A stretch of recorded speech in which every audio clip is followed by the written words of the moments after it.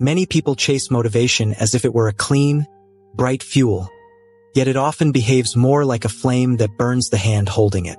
We picture self-improvement as a steady climb, but for many, the climb turns into a treadmill that never slows down. This contrast invites a difficult question. Why can the desire to become better quietly make life feel heavier rather than lighter? The big question is simple to ask yet complex to untangle. What happens when the pursuit of growth begins to undermine the very well-being it promises to improve? And how can we examine this without falling for easy answers or dramatic claims? These questions guide our exploration of the darker corners of motivation, where ambition blends with pressure and the line between progress and discomfort becomes thin. Motivation has become a kind of cultural currency, especially in the last 2 decades. People hear it in podcasts, see it in productivity apps, and absorb it through endless videos telling them to optimize every hour. It matters now because self-improvement has shifted from a personal choice to an expected lifestyle, especially for students, young professionals, and anyone navigating competitive environments. This expectation did not appear overnight. In the late 20th century, self-help books were usually found on one small shelf in a quiet corner of a bookstore. Today, entire digital platforms are built on the idea that you should wake earlier, work harder, lift heavier, and think smarter all at the same time. The pressure is subtle, but its presence is steady. To understand how we reached this point, imagine walking through a modern city. Screens glow with productivity reminders, advertisements talk about unlocking potential, and cafes host groups planning new routines or projects. The environment itself suggests that standing still is a kind of failure. This atmosphere makes motivation feel less like a personal tool and more like a social requirement. Even historically, societies valued discipline and ambition, but the pace was slower and expectations were local rather than global. A person compared themselves to neighbors, not to millions of people posting achievements online. The difference in scale has changed the emotional experience of growth. Why does this matter now? Because the gap between how people think motivation works and how it actually feels has widened. Many report feeling tired, guilty, or stuck despite doing everything they are encouraged to do. This mismatch raises important questions about whether our modern approach to self-improvement serves us as well as we assume. So when we talk about the dark side of motivation, we are not speaking about rare cases or extreme stories. We are looking at everyday lives shaped by constant comparison, rapid communication, and an endless stream of advice that may not fit individual needs. Understanding this background helps us see why the topic deserves careful and honest attention. Imagine motivation as a houseplant on your desk. When you water it gently and give it space, it grows at its own pace. But if you pour too much water, move it constantly, or expect it to grow faster than nature allows, the plant begins to wilt even though the intention was good. This simple image mirrors what happens when self-improvement becomes excessive rather than supportive. In psychology, this process is often described through a concept that can be understood like a thermostat in a home. A thermostat keeps the temperature steady by adjusting only when conditions drift too far from a comfortable range. Motivation works in a similar way. We function best when our goals challenge us slightly but do not push us far beyond our capacity. Too much pressure triggers stress instead of growth, similar to how overheating strains a machine. The technical term that describes this pattern is self-discrepancy. In everyday language, it means the emotional tension we feel when the version of ourselves we want does not match the version we currently see.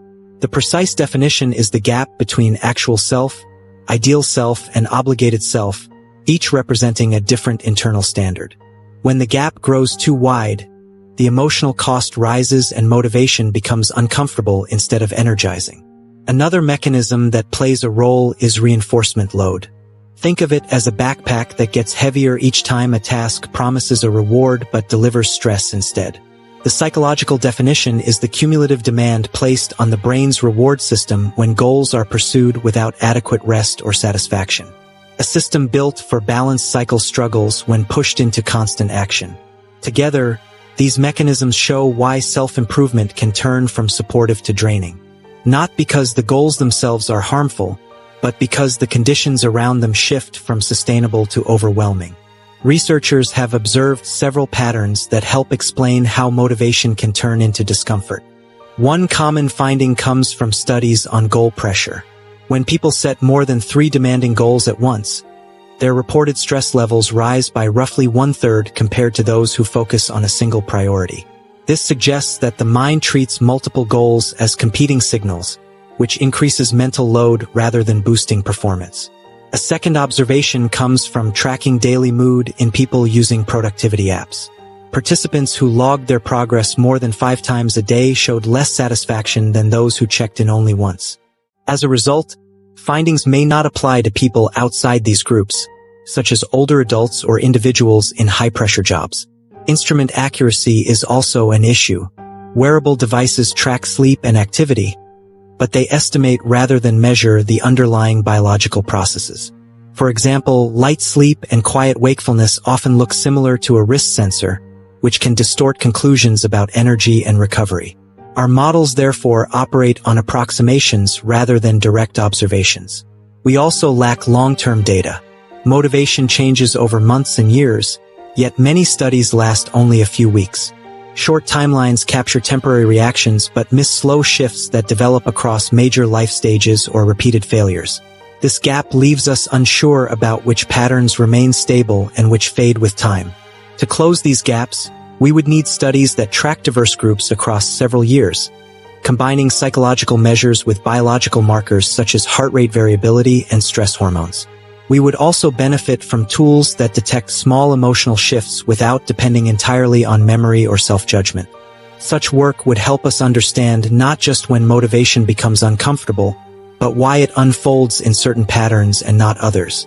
If the patterns we observe are accurate, the implications ripple through daily life, workplaces, and even technology design.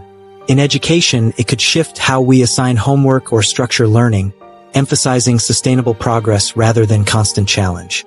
In the workplace, companies might reconsider productivity metrics that reward relentless output, focusing instead on balance and well-being to maintain long-term performance. A second explanation is environmental noise. Life events such as exams, financial stress, or family responsibilities can make self-improvement feel heavier. In this view, the discomfort is not caused by motivation itself but by unrelated burdens that happen to overlap with personal goals. This interpretation works well in short periods, yet it struggles to explain long stretches of declining well-being during otherwise stable times. A third possibility is tool misuse. People may adopt methods that conflict with their natural rhythm, like forcing themselves into routines designed by someone with a completely different lifestyle. This can lead to exhaustion even when the goals are reasonable. While this explanation clarifies many individual experiences, it does not address the broader patterns seen across large groups.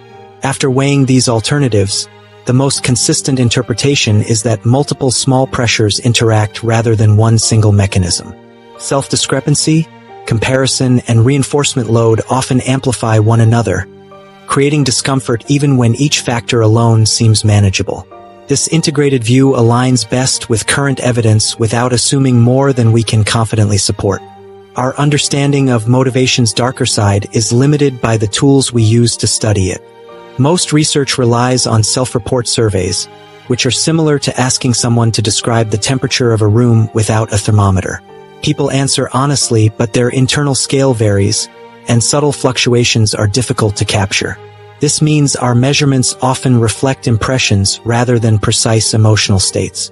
Another limitation comes from sample size and sample type. Many studies recruit university students or online volunteers because they are accessible, not because they represent the full population. This narrows the range of life experiences, cultural expectations, and stress patterns in the data. On a personal scale, understanding the dark side of motivation could help individuals design routines that encourage growth without chronic stress. Simple changes such as prioritizing fewer goals, tracking progress less frequently, or allowing natural recovery periods could reduce the emotional cost of ambition. Even technology, from productivity apps to wearable trackers, could evolve to support healthier cycles rather than constant feedback loops that amplify pressure. However, there are risks in misinterpreting the data. Assuming motivation is inherently harmful could discourage effort entirely, undermining the benefits of structured goals and personal development. Similarly, Overstating the dangers of self-improvement might lead people to ignore small, manageable habits that genuinely improve mental and physical health. The challenge lies in balancing awareness with action, avoiding alarmism while still recognizing meaningful patterns. Viewed at scale, the findings suggest that culture itself may need adjustment. Societies that equate worth with continuous productivity or comparison could unintentionally promote widespread fatigue, even among motivated and capable individuals. Recognizing this pattern allows for cautious, incremental changes rather than wholesale rejection of ambition. The opportunity is to foster motivation that serves life rather than overwhelms it. The excitement is real, but so is the need for caution. Perhaps the deeper question is not whether we should strive for improvement, but how we can pursue growth without eroding our well-being. If you found this topic intriguing, subscribe to the channel and share your thoughts in the comments.